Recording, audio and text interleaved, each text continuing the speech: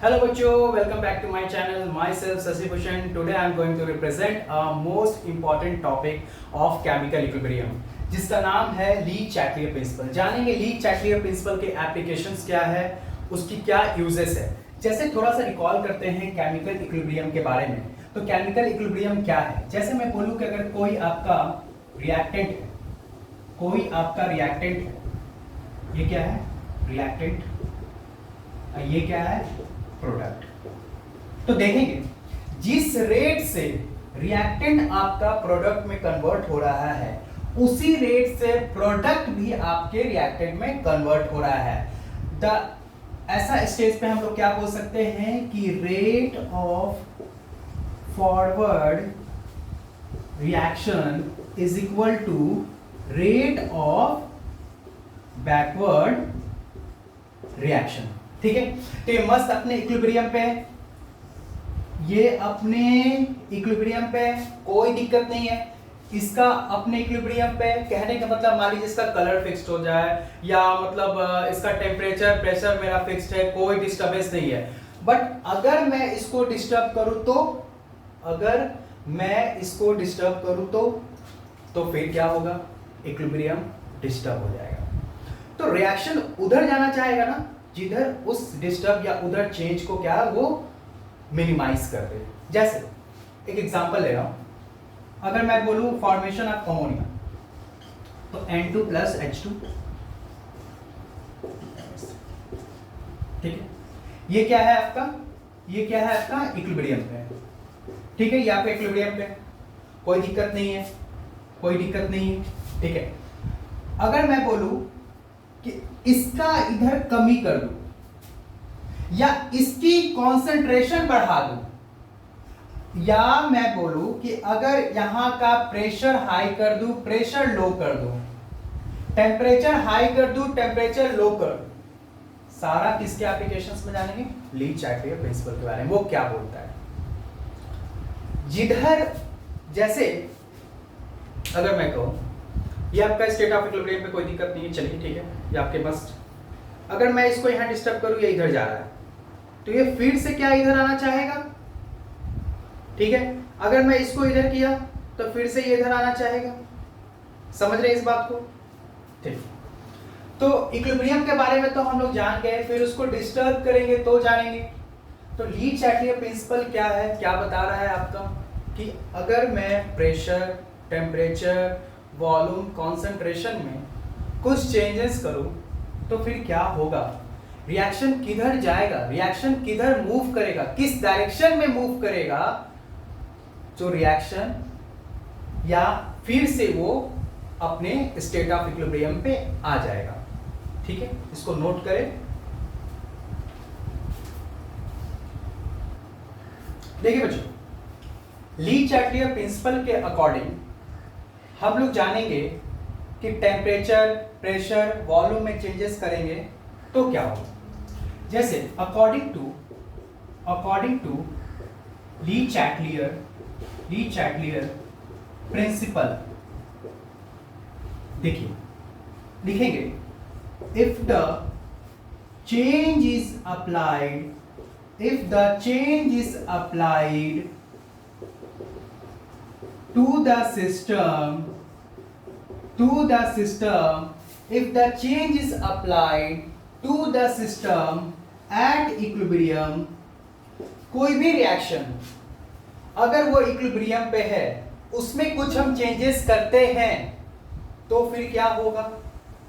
if a change is applied to the system at equilibrium, then reaction will move that direction,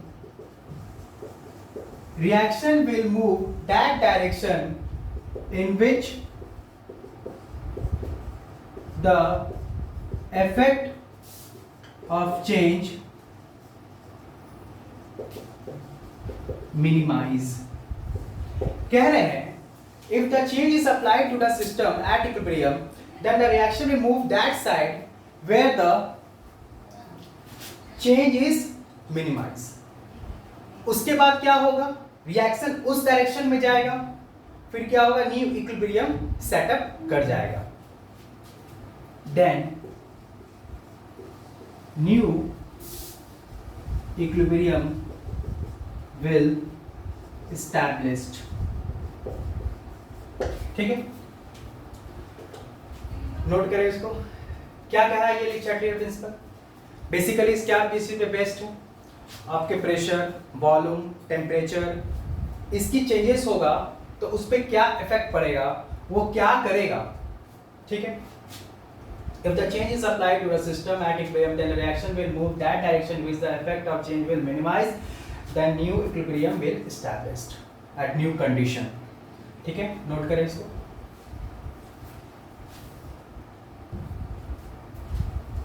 आइए बच्चों, तो इसके बारे में कुछ लिखते हैं। This principle shows the effect of pressure, volume, temperature at equilibrium। This principle shows the effect of pressure, volume, temperature at equilibrium। This principle is applicable on both physical and chemical equilibrium। This principle is applicable for both physical and chemical equilibrium। जैसे ice convert हो रहा है आपके liquid में, अगर मैं बोलूंगा liquid convert हो रहा है वेपर में, तो मैं फिजिकल इक्विलिब्रियम और केमिकल इक्विलिब्रियम दोनों पे ये एप्लीकेबल है। ठीक है, इसको नोट करें। और अब हम जानेंगे effect of concentration, effect of volume, जिसमें हम प्रेशर भी उसी में बता देते हैं, आपके टेम्परेचर, फिर कैटलिस्ट का क्या इफेक्ट है या नहीं है, इनर्ट गैस का क्या इफेक्ट है, तो इसके बारे में हम लोग जानेंगे। तो आप इसको नोट करें थोड़ा। देखिए बच्चों, सबसे पहले हम लोग पढ़ते हैं इसमें effect of concentration, effect of concentration. ठीक है, चलिए, अगर मैं बोलूं यहां पे ये आपका रिएक्टेंट है, ये आपका प्रोडक्ट है, this is a reactant and this is a product. तो अगर मैं बात करूं कि रिएक्टेंट का कॉन्सेंट्रेशन को बढ़ा दिया, रिएक्टेंट का कॉन्सेंट्रेशन क्या हो गया, बढ़ गया। तो अभी जैसा मैंने बोला, if the change is applied, इधर मैंने चेंज किया, ठीक है, ये इक्विलिब्रियम पे है, ये सिस्टम एट इक्विलिब्रियम पे, कोई दिक्कत नहीं है, इक्विलिब्रियम पे मस्त अपना काम चल रहा है, rate of forward reaction equal rate of backward reaction, कोई दिक्कत नहीं है। बट अगर मैं इस पे डिस्टर्ब किया, रिएक्टेंट का कॉन्सेंट्रेशन को बढ़ा दिया, तो क्या होगा, रिएक्शन उधर जाएगा जहां इस चेंज को क्या कर दे, मिनिमाइज कर दे, और फिर से वो इक्विलिब्रियम अपना एस्टैब्लिश कर जाए। तो अगर इधर का रिएक्शन मैं बढ़ा दिया तो क्या होगा, reaction will move to forward direction to attain the equilibrium position. इधर मैं अगर बढ़ा दिया तो रिएक्शन किधर जाना चाहेगा, फॉरवर्ड डायरेक्शन, कि फिर से अपना इक्विलिब्रियम पोजीशन पे आ जाए। ठीक है, अगर यही बात मैं बोलूं कि रिएक्टेंट को क्या कर दिया, डिक्रीज कर रहा, तो अब क्या होगा, इस कंडीशन में रिएक्शन किधर मूव करेगा, बैकवर्ड। किधर मूव करेगा, बैकवर्ड। किधर मूव करेगा, backward direction to attain the equilibrium. समझ में आया? अगर मैं रिएक्टेंट को बढ़ा दिया तो रिएक्शन फॉरवर्ड जाना चाहेगा, और अगर मैं रिएक्टेंट को घटा दिया तो रिएक्शन बैकवर्ड जाना चाहेगा। ठीक है, आप एक एग्जांपल के तौर पे आप देख सकते हो, कि अगर मैं इसको यहाँ पे बोलूँ 2 पानी का बोतल रख लो, 2 पानी का बोतल रख लो, कनेक्ट कर दो, दोनों में पानी पहले क्या है भैया, इक्वल इक्वल है। अगर इधर आप पानी का फ्लो ज्यादा बढ़ाते जा रहे हो तो रिएक्शन किधर जाएगा, इधर। अगर इधर कम कर दे रहे हो पानी का फ्लो तो रिएक्शन किधर जाएगा, इधर। सिंपल से बस आप उसी से रिलेट कर सकते हो कॉन्सेंट्रेशन का भी। अब इसी तरीके से प्रोडक्ट के बारे में बोला, अगर प्रोडक्ट आप काफी बढ़ा दो तो रिएक्शन किधर जाएगा, बैकवर्ड।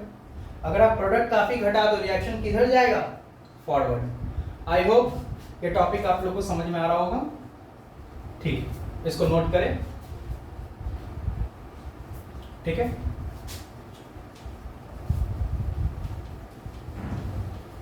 ये किसके बेस्ड एक क्वेश्चन कर लेते हैं, इफेक्ट ऑफ कॉन्सेंट्रेशन के बेस्ड क्वेश्चन कर लेते हैं।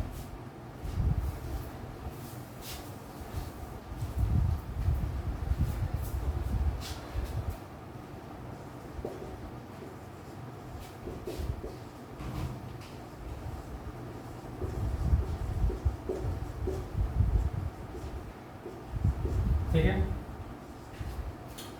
अब अगर हम बोल रहे हैं कि इक्विलिब्रियम पे है, कोई दिक्कत नहीं है, अच्छा खासा चल रहा है बिल्कुल। अगर मैं बोलूं कि H2 का जो कॉन्सेंट्रेशन है इसको मैं इंक्रीज कर दूं तो रिएक्शन किधर जाएगा, अगर इधर कॉन्सेंट्रेशन बढ़ गया रिएक्शन किधर जाएगा, फॉरवर्ड। रिएक्शन किधर जाएगा, reaction will move forward direction, forward direction. ठीक है बच्चों, उसी तरीके से मैं अगर बोलूं कि NH3 का कॉन्सेंट्रेशन मैं बिल्कुल घटा दिया तो रिएक्शन फिर किधर जाएगा, फॉरवर्ड। NH3 का कॉन्सेंट्रेशन मैं बढ़ा दिया रिएक्शन किधर जाएगा, बैकवर्ड। ठीक है, एक और एग्जांपल में हम लोग बात करते हैं, एक और एग्जांपल में बात करते हैं।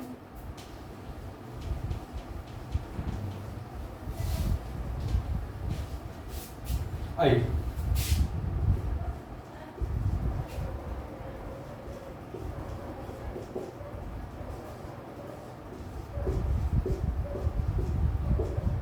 ठीक है।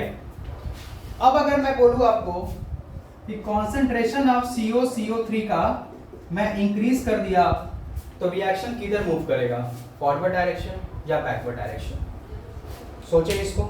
और अगर मैं बोलूं कॉन्सेंट्रेशन ऑफ O2 को इंक्रीज कर दिया तो रिएक्शन किधर जाएगा, फॉरवर्ड डायरेक्शन जाएगा या बैकवर्ड डायरेक्शन जाएगा। ध्यान से क्वेश्चन को एक बार देखें, क्वेश्चन को एक बार थोड़ा ध्यान से देखें।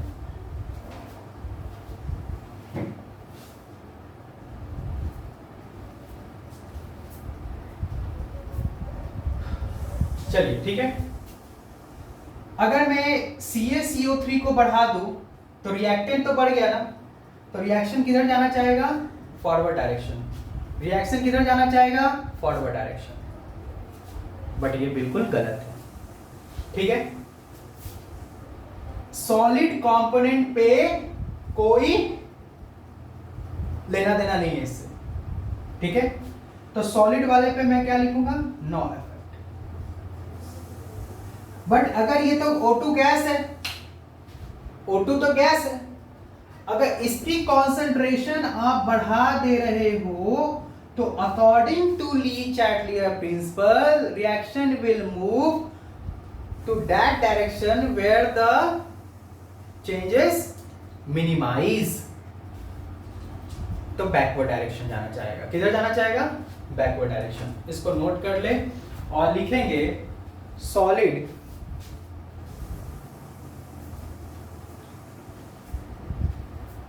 नोट कर ले,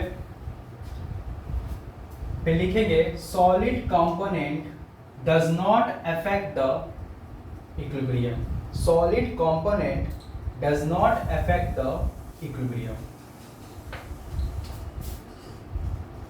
solid component does not affect the equilibrium. ठीक है, नोट में इसको लिख ले, नोट में इसको लिख ले, या चलिए आगे बढ़ते हैं।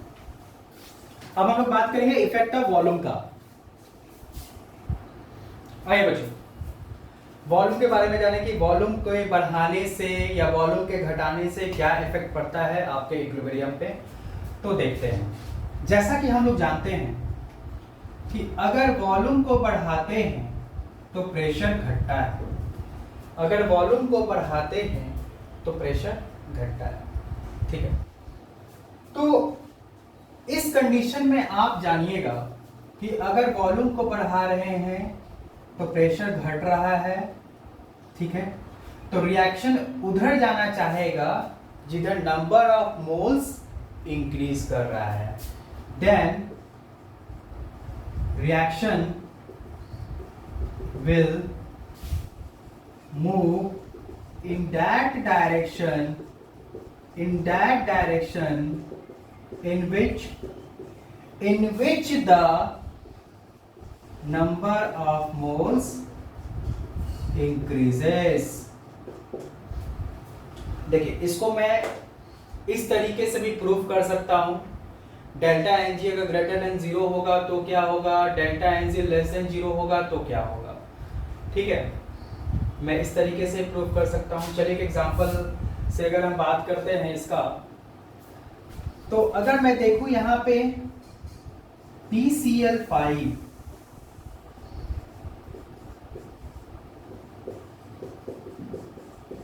ठीक है, अगर ये आपका कोई एक सिस्टमैटिक इक्विलिब्रियम पे है, तो अगर मैं बोल रहा हूं कि इसमें वॉल्यूम घटा रहा हूं, सॉरी वॉल्यूम बढ़ा रहा हूं, तो प्रेशर घट रहा है, तो रिएक्शन किधर जाना चाहेगा, जिधर नंबर ऑफ मोल आपका इंक्रीज कर रहा है, तो किधर जाना चाहेगा, फॉरवर्ड डायरेक्शन,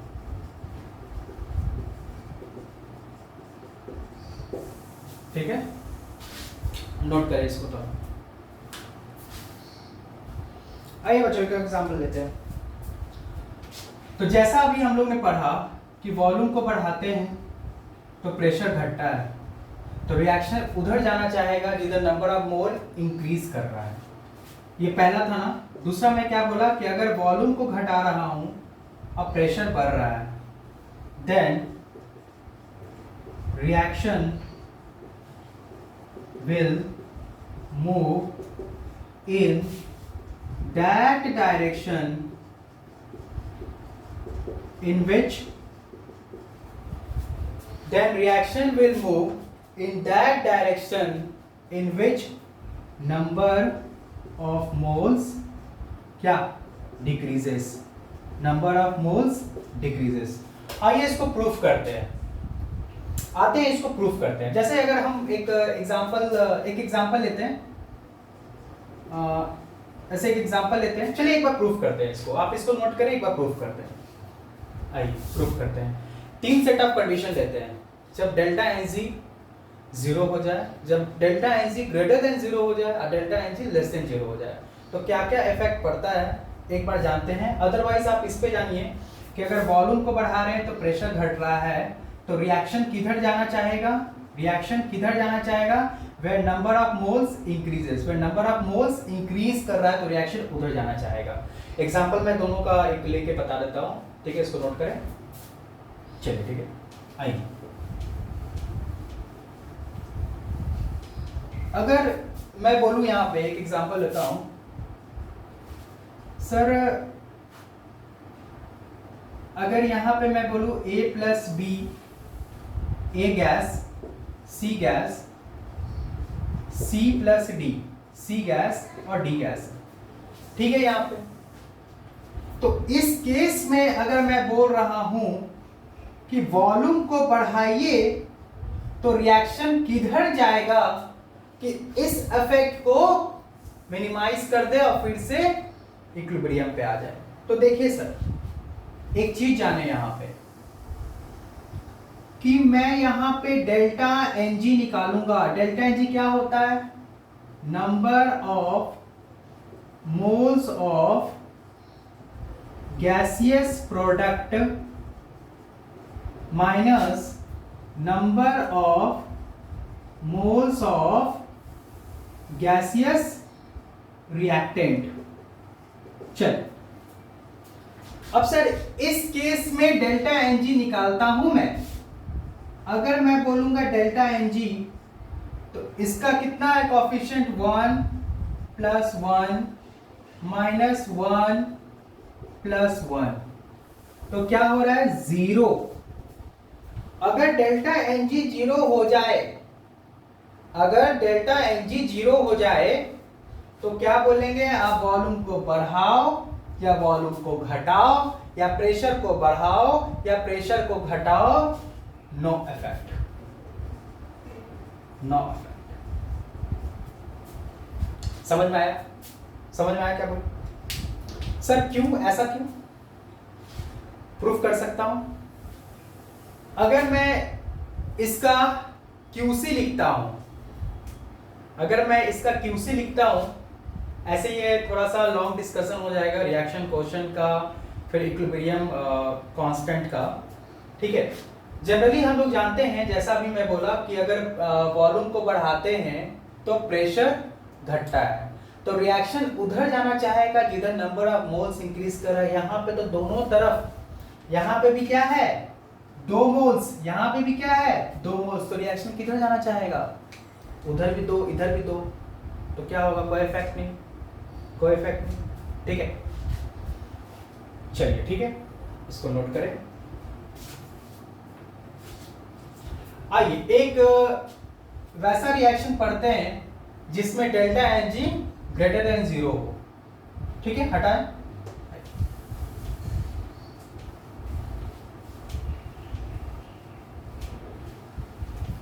देखिए बात क्या था ना, यहां पे इस केस में अगर हम बात करते, एक अभी जो मैं पहला केस बोला, अगर मैं इस पे बात करता, एग्जांपल लेता हूं एक और, तो H2 गैस था और I2 गैस था और इक्विलिब्रियम पे क्या था 2HI गैस हो जाएगा ना।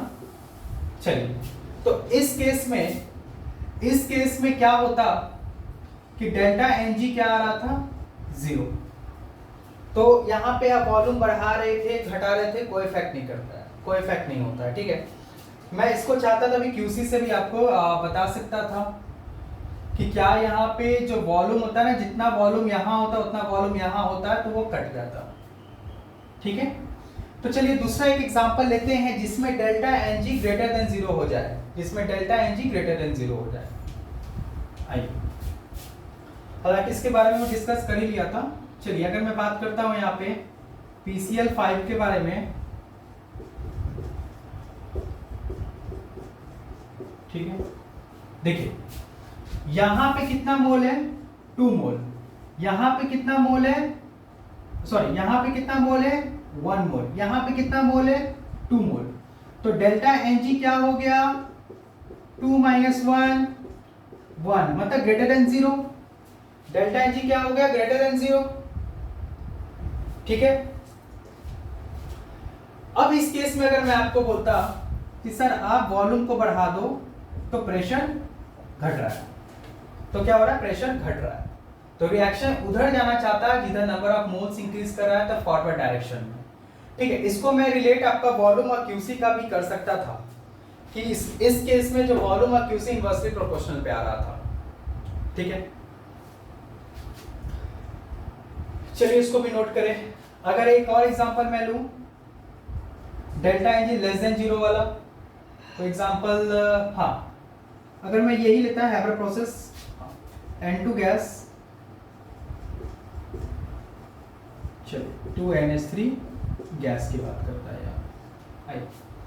यहां पे टोटल सर कितना मोल 4 मोल, यहां पे सर टोटल कितना मोल 2 मोल, ठीक है सर। तो डेल्टा Ng क्या आ रहा है, डेल्टा Ng क्या आ रहा है लेस देन 0 आ रहा है, डेल्टा Ng क्या आ रहा है लेस देन 0 आ रहा है। अब इस केस में जो होता है, वो जो वॉल्यूम होता है ना, वो आपका QC का डायरेक्टली प्रोपोर्शनल हो जाता है, ठीक है। वैसे इससे बेस्ट आपका है जो मैंने आपको बताया कि वॉल्यूम बढ़ेगा तो प्रेशर घटेगा, रिएक्शन उधर जाना चाहेगा जिधर नंबर ऑफ मोल्स इंक्रीज कर रहा है, वॉल्यूम घटेगा प्रेशर बढ़ेगा, रिएक्शन उधर जाना चाहेगा जिधर नंबर ऑफ मोल्स डिक्रीज कर रहा है। तो सर अगर मैं आपको एक बात बोलूं, इस एग्जांपल लेता हूं और मैं यहाँ पे बोलता हूं कि अगर वॉल्यूम को आप घटा दूं तो प्रेशर तो बढ़ जाएगा, तो रिएक्शन उधर जाना चाहेगा जिधर नंबर ऑफ मोल्स कम रहा हो, तो इस केस में भी क्या बोलूंगा भैया, फॉरवर्ड डायरेक्शन चला गया, ठीक है। तो ये सारे केसेस थे आपके। डेल्टा एन जी जीरो पे कोई इफेक्ट नहीं होता है, delta n g greater than zero, delta n g less than zero. सबसे अच्छा सबसे बेस्ट वही है कि अगर मैं बोलूँ कि वॉल्यूम बढ़ रहा है तो प्रेशर घट रहा है, तो रिएक्शन उधर जाना चाहेगा ना जिधर नंबर ऑफ मोल्स इंक्रीज कर रहा है। अगर आप वॉल्यूम को घटा रहे हो, प्रेशर बढ़ा रहे हो, तो रिएक्शन उधर जाना चाहेगा ना जिधर नंबर ऑफ मोल्स डिक्रीज कर रहा है। ठीक है बच्चे, तो इसको नोट करें। इसके बाद हम लोग ने इफेक्ट ऑफ कॉन्सेंट्रेशन पढ़ लिया, इफेक्ट ऑफ वॉल्यूम पढ़ लिया, प्रेशर भी इसी में हो गया। अब इसके बाद हम लोग पढ़ते हैं इफेक्ट ऑफ टेम्परेचर। टेम्परेचर का क्या है एक्सोथर्मिक एंडोथर्मिक में, ठीक है। हालांकि इसमें बैंड ऑफ इक्वेशन से भी हम लोग समझ सकते हैं, बट आइए थोड़ा सा शॉर्ट वे में इसको जानते हैं, जिससे आप लोग का नीट जेईई में कोई भी क्वेश्चन आए तो आप इजीली बना लो बिना कोई कंफ्यूजन का। चलिए अब क्या लिखते हैं इफेक्ट ऑफ टेम्परेचर।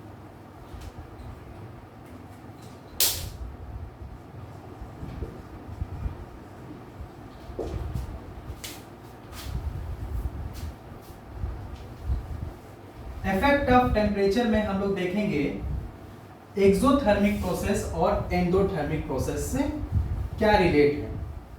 सब एक ही फंडा पे है। अगर आप इक्विलिब्रियम को डिस्टर्ब कर तो रिएक्शन तो उधर जाना चाहेगा जहां आपका वो चेंजेस है उसको मिनिमाइज करें, जो स्टार्टिंग से बोलते आ रहे हैं। ठीक है, इफेक्ट ऑफ टेम्परेचर में बात करेंगे सर, आराम से दिखेगा यहाँ पे रिएक्टेंट का बात कर रहा है और इधर क्या है प्रोडक्ट का बात कर रहा है। तो देखा जाए बच्चों, अगर इस तरफ आपका टेम्परेचर हो मतलब हीट एब्सॉर्ब हो रहा है, delta H greater than zero हो रहा है, मतलब क्या है एंडोथर्मिक रिएक्शन। मतलब क्या है एंडोथर्मिक रिएक्शन, मतलब क्या है सर एंडोथर्मिक रिएक्शन। ठीक है, तो सर देखते हैं यहां पे कि क्या है। अगर आप एंडोथर्मिक के केस में टेम्परेचर को बढ़ा डाल रहे हो, टेम्परेचर बढ़ा दे रहे हो, तो रिएक्शन किधर जाएगा। मतलब फिर से समझ लो, इसको भी ना एक तरफ से कंसंट्रेशन से रिलेट कर लो। सर इधर की पानी काफी बढ़ा दिए तो रिएक्शन किधर जाएगा, किधर फ्लो होगा, इस तरफ। तो अगर टेम्परेचर को बढ़ा दिए तो रिएक्शन किधर जाएगा, forward direction. Reaction will move in forward direction। ठीक है, और अगर मैं बोलूं कि टेम्परेचर को घटा दिया, इस बार टेम्परेचर घटा दिए, इधर कमी हो रहा है, तो रिएक्शन किधर जाएगा, बैकवर्ड। रिएक्शन किधर जाएगा, बैकवर्ड। रिएक्शन किधर जाएगा, बैकवर्ड। तो ये केस था आपका एंडोथर्मिक रिएक्शन के केस में। जानेंगे एक्सो के केस में क्या है, इसको नोट करें थोड़ा।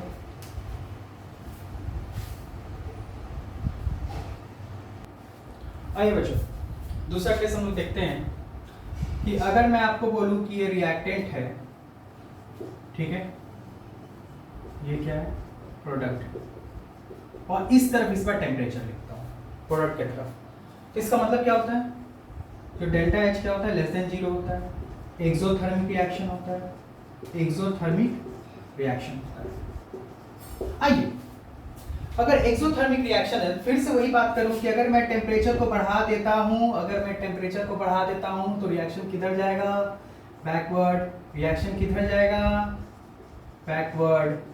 अगर मैं टेम्परेचर को घटा देता हूं, टेम्परेचर को घटा देता हूं तो रिएक्शन किधर जाएगा, फॉरवर्ड। रिएक्शन किधर जाएगा, फॉरवर्ड। ठीक है, मतलब एंडो का केस में देख लिए, एक्सो का केस में देख लिए। एक्सो के केस में क्या बोला कि अगर टेम्परेचर में बढ़ा दिया तो रिएक्शन किधर जाएगा, बैकवर्ड डायरेक्शन, तो मिनिमाइज द इफेक्ट, तो attend an equilibrium at new conditions. अगर मैं बात करूंगा यहाँ पे टेम्परेचर को घटा दिया तो रिएक्शन किधर जाएगा, फॉरवर्ड जाएगा। आई होप आप लोग को effect of concentrations, effect of pressure, effect of volume and effect of temperature अच्छे से समझ में आ गया होगा। तो इस पे अगर मैं देखूं तो एक बैंड ऑफ इक्वेशंस भी आता है, उससे भी मैं आपको बता सकता हूं। तो एक बार डिस्कस कर लेते हैं, फिर इसके बाद कुछ जेई का क्वेश्चन है, कुछ नीट का क्वेश्चन है, उस पर डिस्कस करके वीडियो को एंड करते हैं। यहाँ पे अगर हम बात करते हैं एक केस बताते हैं एंडो का, एक्सो का समझ लीजिएगा। अगर हम बात करते हैं यहाँ पे log of K2 upon K1 is equal to delta H 2.303 R 1 upon T1 minus 1 upon T2। देखिए अगर मैं एंडोथर्मिक लेके चल रहा हूं, अगर मैं बोलूंगा at temperature T1 equilibrium constant क्या है K1, T2 पे इक्विलिब्रियम कांस्टेंट क्या है K2, ठीक है। अगर यहाँ पे हम लोग एंडोथर्मिक केस में लेके चल रहे हैं, ठीक है, तो अगर मैं यहाँ पे बोलूँ कि sir T1 less than T2 है, T1 लेस देन T2 है, तो ये वाला टर्म क्या होगा पॉजिटिव, T1 लेस देन ये टर्म क्या होगा पॉजिटिव, ये क्या है पॉजिटिव, ओवरऑल क्या हो जाएगा पॉजिटिव, ओवरऑल क्या हो जाएगा पॉजिटिव। जब ये पॉजिटिव हो जाएगा तो आप कह सकते हैं log K2 upon K1 greater than 0, ठीक है, एंडो के केस में, ठीक है। तो जैसे आप अगर टेम्परेचर को बढ़ाते हैं तो रिएक्शन किधर जाना चाहेगा एंडोथर्मिक के केस में फॉरवर्ड डायरेक्शन में। इस केस में क्या मैं बोला अभी कि एंडोथर्मिक के केस में अगर आप टेम्परेचर को बढ़ाते हैं तो रिएक्शन किधर जाना चाहेगा फॉरवर्ड डायरेक्शन में, ठीक है। उसी तरीके से आप यहाँ पे एक्सो को भी रिलेट कर सकते हो सर कि अगर मैं इसको यहाँ पे निगेटिव ले लूँ, ये कंडीशंस रखूंगा, तो एक्सो के केस में क्या होता है कि टेम्परेचर को बढ़ाते हैं तो रिएक्शन बैकवर्ड आना चाहेगा, ठीक है। ये आपका कौन सा इक्वेशन है वैन टॉप इक्वेशन, कौन सा इक्वेशन है वैन टॉप इक्वेशंस, ठीक है। इक्वेशंस आपके बहुत सारे चैप्टर्स में आते रहेंगे, केमिकल इक्विलिब्रियम में तो है, आपके थर्मो में भी थोड़ा सा है, फिर आप केमिकल काइनेटिक्स आओगे तो यहाँ पे ये अपन 2.303 आएगा, एक्टिवेशन एनर्जी से रिलेट करके हम लोग फिर पढ़ेंगे वहाँ पे, ठीक है। तो ठीक है, यहाँ पे आपका इफेक्ट ऑफ टेम्परेचर की बात हो गया। अब जानेंगे इफेक्ट ऑफ कैटलिस्ट के बारे में कि कैटलिस्ट का क्या इफेक्ट है। तो मैं बोलूँगा डज नॉट अफेक्ट इट। होता क्या है कि कैटलिस्ट क्या करता है, रेट ऑफ फॉरवर्ड रिएक्शन को और रेट ऑफ बैकवर्ड रिएक्शन को साइमल्टेनियसली क्या कर देता है इंक्रीज कर देता है। देखिए पॉजिटिव कैटलिस्ट का अगर हम बात कर रहे हैं तो अगर पॉजिटिव कैटलिस्ट का बात कर रहे हैं तो जिस रेट से फॉरवर्ड को बढ़ाएगा तो उसी रेट से बैकवर्ड को ही बढ़ाएगा। फिर आपके जो चैप्टर से केमिकल काइनेटिक्स में आप इसके बारे में पढ़ोगे कि जो एक्टिवेशन एनर्जी को रिएक्टेंट को जो उस पोजीशन एक्टिवेशन एनर्जी लगता है शॉर्ट कर देता है पाथ को, ये टेम्पोरली रहता है, ठीक है, टेम्पोरली पार्टिसिपेट्स करता है ये आपके रिएक्शंस में, ठीक है। ये आपका कोई इफेक्ट नहीं कर देता है इक्विलिब्रियम पे। जिस रेट से वो बढ़ाता है it shorten the time to achieve the reaction, कहते हैं कि रिएक्टेंट को प्रोडक्ट करने में थोड़ा सा टाइम को रिड्यूस कर देता है। तो कैटलिस्ट के सारे बारे में ये है आपका कैटलिस्ट के बारे में। इसके बाद हम लोग जानेंगे इनर्ट गैस का कि इनर्ट गैस की क्या कहानी है आपके और डीचाइड्रेट क्या बेस्ड करता है, इस पे क्या होता है। तो अगर मैं बात करूंगा इनर्ट गैस का कांस्टेंट वॉल्यूम पे, तो कांस्टेंट वॉल्यूम पे इसकी कोई इफेक्ट नहीं होगा। रिजिड वॉल्यूम में ले लिया इसके कोई इफेक्ट नहीं होने वाला है इनर्ट गैस का एट कांस्टेंट वॉल्यूम पे मिलाने पे। बट अगर मैं बात करूंगा प्रेशर का, तो प्रेशर का एक कंडीशंस होता है, ठीक है। इसको फिलहाल नोट करें, आते हैं हम लोग इनर्ट पे। ठीक है बच्चों, आइए यहाँ पे हम लोग एक बार देख लेते हैं इनर्ट गैस का, ठीक है। अच्छा एक बार कैटलिस्ट का मैं बात कर लेता हूँ, ठीक है। इफेक्ट ऑफ कैटलिस्ट के बारे में, effect of catalyst.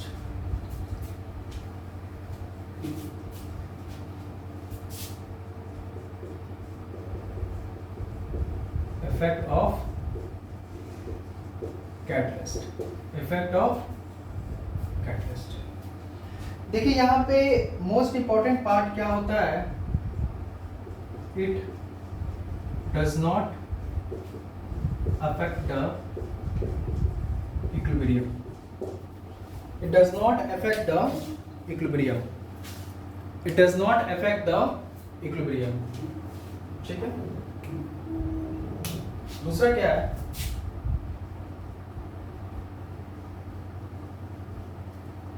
temporarily participate temporarily participate, तीसरा क्या होता है, it increases the both forward, it increases the both of, दोनों का रेट को इंक्रीज कर देता है, फॉरवर्ड रिएक्शंस को भी और बैकवर्ड रिएक्शन को भी। और यहाँ पे क्या होता है, टाइम को रिड्यूस कर देता है टू अचीव द इक्विलिब्रियम, आप ये भी बोल सकते हो, ठीक है।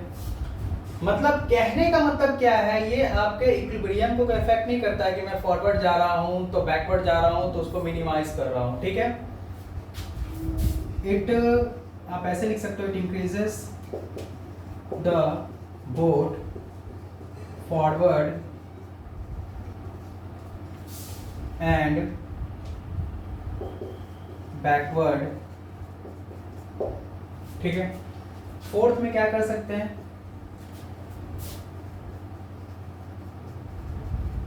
it reduces the time interval, आइए नोट कर ले इसको। It does not affect the equilibrium, temporarily participate, it increases the both the rate of forward reaction and backward reaction, it reduces the time interval, ठीक है, note कर ले इसको। आइए बच्चों, जैसा कि हम लोग ने कैटलिस्ट को पढ़ लिया, ठीक है, ये तो कोई इफेक्ट नहीं करता है, rate of forward reaction rate of backward reaction को बढ़ा देता है, it reduces the time for the reaction, ठीक है। तो अब हम लोग पढ़ने जा रहे हैं इफेक्ट ऑफ इनर्ट गैस।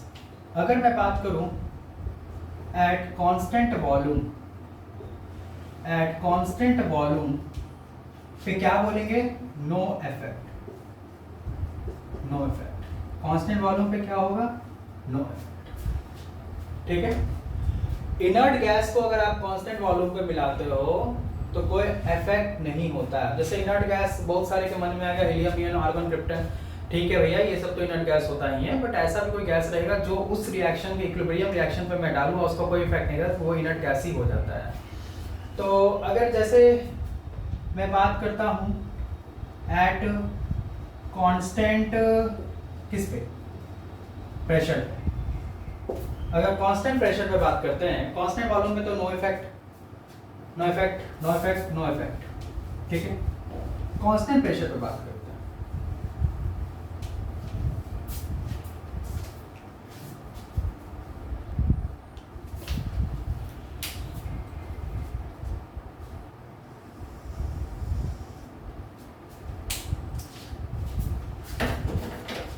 आइए अगर हम बात करते हैं कांस्टेंट प्रेशर पे, ये अगर मान लीजिए कोई बलून है, ठीक है, पहले किस पे बात कर रहे हैं हम लोग, किस पे बात कर रहे हैं, कांस्टेंट प्रेशर पे। ध्यान दीजिएगा यहाँ पे क्या मैं बात कर रहा हूँ, at constant pressure, at constant pressure. अगर इस बलून का जो आपका टोटल प्रेशर है वो उसको मैं क्या मान लूं, 10 atm अगर मान लेता हूं, ठीक है। अगर इसका, और इसके अंदर कौन सा है, N2 gas, 3H2 gas, equilibrium पे कौन सा है, 2NH3 गैस। चलिए मैं ले लेता हूं इसका, अंदर है कोई ये, टोटल प्रेशर कितना है, टोटल प्रेशर कितना है, 10 atm, मतलब कांस्टेंट प्रेशर है, ठीक है।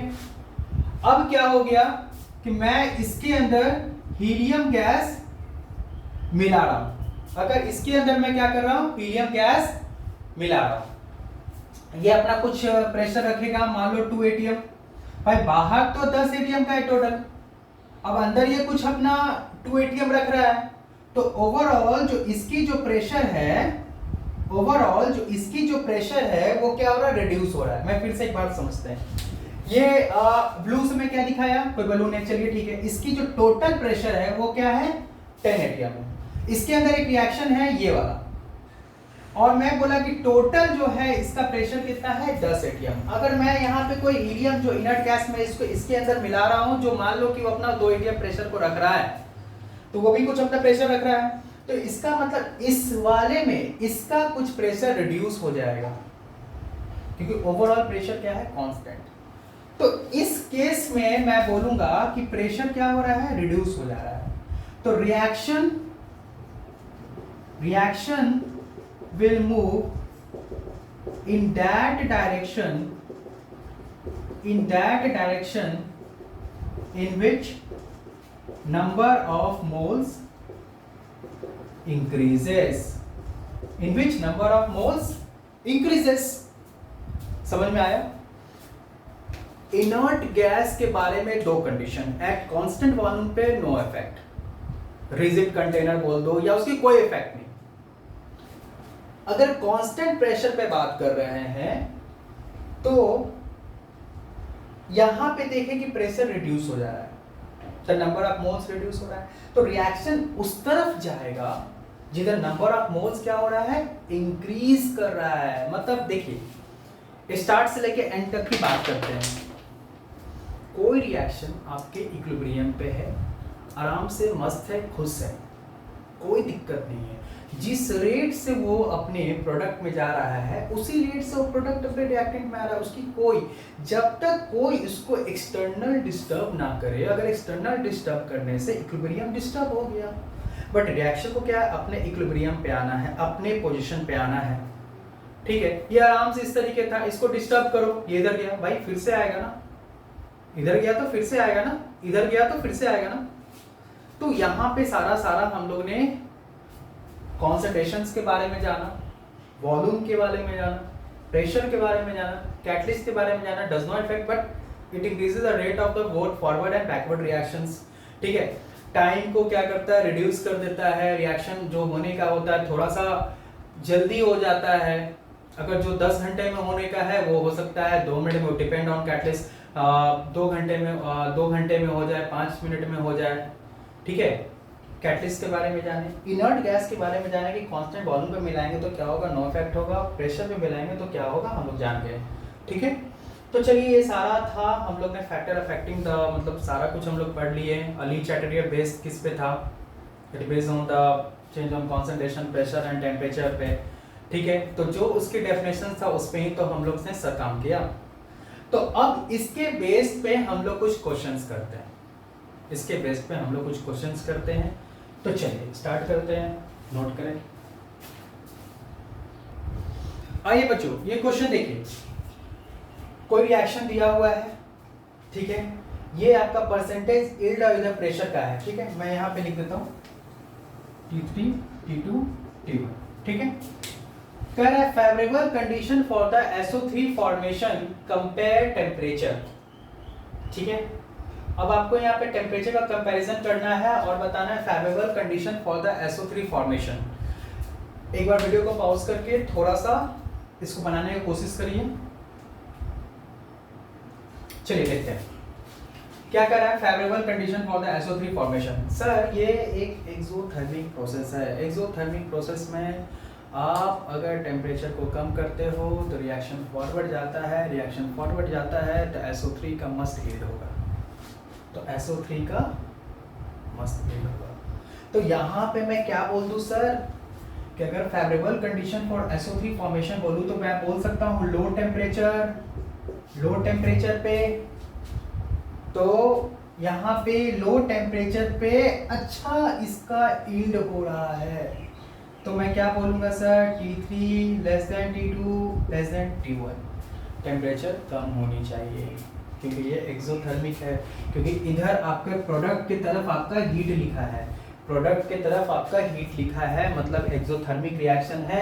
एक्सोथर्मिक रिएक्शन में टेम्परेचर को घटाओगे, रिएक्शन फॉरवर्ड जाएगा और आपके प्रोडक्ट का फॉर्मेशन अच्छा होगा। उसको नोट करें। दूसरा क्वेश्चन, आइए बच्चों इस केस में देखते हैं। BaCO3 solid, BaO solid, CO2 gas, कह रहा है इक्विलिब्रियम विल शिफ्ट लेफ्ट मतलब बैकवर्ड डायरेक्शन, राइट मतलब फॉरवर्ड डायरेक्शन, लेफ्ट मतलब बैकवर्ड डायरेक्शन। तो सर बैकवर्ड जाना है, 4 ऑप्शन है, वीडियो को पॉज करें, इसके बाद ट्राई करें और बनाएं। चलिए हो गया। कह रहा है by adding of BaO solid, मैं बताया ना solid component does not affect the equilibrium. Solid की कंपोनेंट आप बढ़ाओ या घटाओ तो इक्विलिब्रियम पे इफेक्ट नहीं डालेगा सर, तो ये तो हो नहीं सकता। आइए बाय एडिंग CO2 गैस। हाँ, ये हो सकता है। अगर CO2 गैस को मैं इंक्रीज कर दूं, CO2 गैस को अगर इंक्रीज कर दूं, according to Le Chatelier principle, reaction will move in that direction where the change minimize, affect the change will minimize. ठीक है, तो रिएक्शन किधर जाएगा सर? बैकवर्ड। इधर किधर जाएगा? बैकवर्ड। मतलब बोले तो लेफ्ट जाएगा और आंसर ये हो जाएगा। एक और क्वेश्चन करते हैं, नोट करें। देखिए, जैसा कि अभी हम लोग ने पढ़ा था, ली Chatelier principal is applicable for both physical and chemical equilibrium. तो केमिकल इक्विलिब्रियम का काफी हम लोग ने जिक्र कर लिया। थोड़ा फिजिकल इक्विलिब्रियम के बारे में जानेंगे, 2-3 केस जानेंगे। जैसे अगर पहला केस मैं बोलूं कि formation of diamond, formation of diamond, या मैं इसको इस तरीके से भी बोल सकता हूं, favourable condition for the formation of diamond. ठीक है, तो अगर मैं देखूंगा यहां पे कि क्या कर सकते हैं सर, तो अगर मैं यहां पे ग्रेफाइट लूं और यहां पे क्या लूं? डायमंड लूं, ये क्या होता है? एंडोथर्मिक प्रोसेस होता है। क्या होता है? Endothermic process. तो अगर एंडोथर्मिक प्रोसेस है तो आप रिएक्टेंट की तरफ क्या लिख सकते हो? टेम्परेचर। क्या लिख सकते हो? टेम्परेचर। तो ऐसा फेवरेबल कंडीशन बताओ जो कि डायमंड में हो। तो ठीक है, जैसा कि हम लोग ग्रेफाइट के बारे में जानते हैं कि ग्रेफाइट में क्या होता है ना, कि जो डेंसिटी होता है लो होता है। डेंसिटी क्या होता है? लो। और डायमंड के बारे में क्या जानते हैं? डेंसिटी हाई होता है। डेंसिटी हाई होता है। तो अगर डेंसिटी लो है तो वॉल्यूम हाई है, और अगर डेंसिटी हाई है तो वॉल्यूम लो है। मतलब आपके हाई वॉल्यूम से लो वॉल्यूम में जाना है। तो क्या कंडीशन हो सकता है? Favourable condition for the formation of diamond. तो सर यहाँ पे आप अगर टेम्परेचर को बढ़ा देते हो, अगर आप टेम्परेचर को बढ़ाते हो तो इधर बढ़ गया तो रिएक्शन किधर जाएगा? Forward direction. और फॉरवर्ड में कौन बन रहा है? डायमंड बन रहा है। तो इस केस में आप क्या बोल सकते हो? Temperature should be high. और अगर वॉल्यूम हाई है तो ऐसा करते हैं कि अगर मैं प्रेशर को इधर हाई कर दूं, प्रेशर अगर मैं हाई कर दिया तब तो रिएक्शन फॉरवर्ड ही जाएगा। ठीक है, रिएक्शन क्या जाएगा? फॉरवर्ड जाएगा। प्रेशर मैं हाई कर दे रहा हूं ना, तो रिएक्शन किधर चला जाएगा? फॉरवर्ड चला जाएगा। तो मैं क्या कर दिया? मैं प्रेशर को हाई कर दिया। तो ये है फिजिकल इक्विलिब्रियम का बेस पे एक पहला जो है कि फॉर्मेशन ऑफ डायमंड का बात किया, तो बोल दिया कि फेवरेबल कंडीशन क्या हो जाता है फॉर्मेशन ऑफ डायमंड का? तो temperature high and pressure high. ठीक है, इसी तरीके से हम लोग फॉर्मेशंस अभी 2 का और करते हैं, इसको आप नोट करें एक बार। दूसरा हम लोग क्या पढ़ते हैं? मेल्टिंग ऑफ आइस का। तो मैं बोल दूंगा अगर कि यहाँ पे H2O सॉलिड है और H2O लिक्विड है, H2O सॉलिड है, H2O लिक्विड है, तो favourable condition for the melting of ice. Favourable condition अगर इसी में मैं बोलूं कि favourable condition for the melting of ice के लिए, तो फिर से वही बात कि ये जो आपका मेल्टिंग ऑफ आइस होता है वो क्या होता है? एंडोथर्मिक प्रोसेस होता है। ठीक है, फिर से द टेम्परेचर। तो सर अगर H2O के बारे में आप जानते हैं कि इसका जो डेंसिटी होता है, डेंसिटी लो होता है ड्यू टू हाइड्रोजन बॉन्डिंग, आप बोल सकते हो ड्यू टू H बॉन्डिंग। ठीक है, अगर डेंसिटी लो है तो वॉल्यूम हाई है। यहां पे क्या है? डेंसिटी हाई है, डेंसिटी हाई, वॉल्यूम लो। तो सर इस पे कंडीशन क्या होगा, इधर टेम्परेचर है, टेम्परेचर को बढ़ा देते ना फिर से फॉरवर्ड ही जाएगा। तो अगर मैं बोलूँ फेवरेबल कंडीशन क्या होगा, टेम्परेचर हाई होना चाहिए, फिर से यही वाला बात, तो प्रेशर भी हाई होना चाहिए। अब एक आपका हो गया बॉइलिंग ऑफ वाटर का, एक आपका हो गया बॉइलिंग ऑफ वाटर का, इसको नोट करें थोड़ा, इसको नोट करें।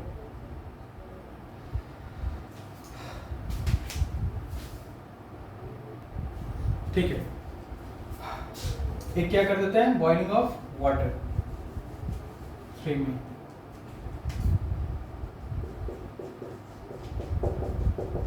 बॉइलिंग ऑफ वाटर का अगर बात करते हैं तो H2O लिक्विड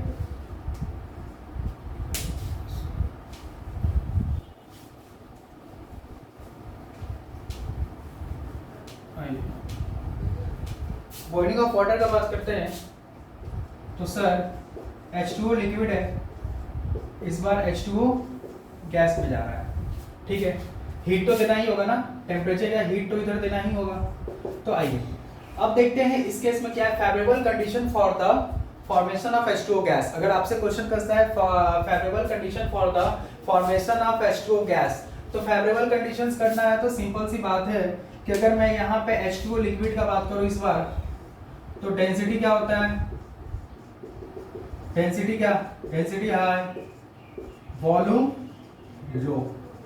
यहाँ पे क्या है, डेंसिटी कम, डेंसिटी लो, वॉल्यूम हाई। तो इस केस में क्या होगा, उल्टा कर दो, प्रेशर डिक्रीज करोगे तो रिएक्शन फॉरवर्ड जाएगा, reaction will move forward, reaction will move forward. और अगर आप टेम्परेचर को बढ़ा देते हो, अगर आप टेम्परेचर को बढ़ा देते हो सर, टेम्परेचर को बढ़ाते हो तो रिएक्शन किधर जाएगा, फॉरवर्ड जाएगा, फॉरवर्ड जाएगा तो फॉर्मेशन ऑफ H2O गैस होगा। तो फेवरेबल कंडीशन के लिए इससे क्या लिख सकते हैं कि low pressure and high temperature, low pressure and high temperature. तो रिएक्शन किधर जाएगा, reaction will move forward, reaction will move forward. तो इसको नोट करें, ये था आपके फिजिकल इक्विलिब्रियम के रिलेटेड न्यूमेरिकल, ठीक है।